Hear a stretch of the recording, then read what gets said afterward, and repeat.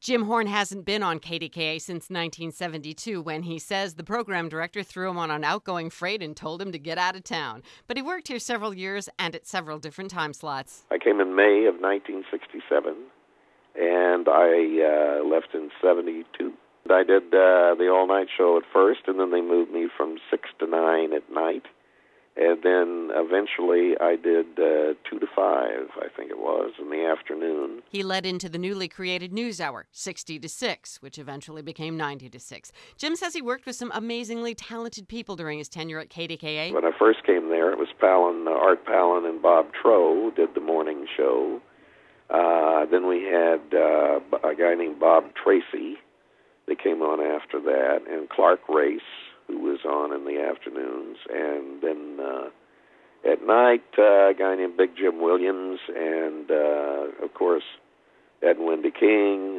We had Mike Levine, who did a talk show, and Ed Chauncey was there, Paul Long, newsmen, some really great folk. From here, Jim went to New York, worked at a couple more radio stations, and said, that's it, and became a full-time actor.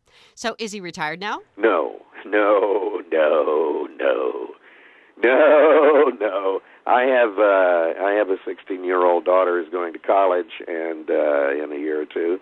I have a 26-year-old son who is an actor. And he's about to start a movie next month with Jim Carrey called Mr. Popper's Penguins. Look for the name Jim Horn in the credits. He's doing some off-Broadway plays next spring, does a lot of work for The Tonight Show with David Letterman, but he says the best place he ever worked was KDKA. In the first couple of years where I couldn't believe that at the very young and tender age of 23 that I was at a place that was that good and that great to work at. His wife's from Pittsburgh, so they get back occasionally to visit, and Jim confesses he keeps up with the comings and goings at KDKA.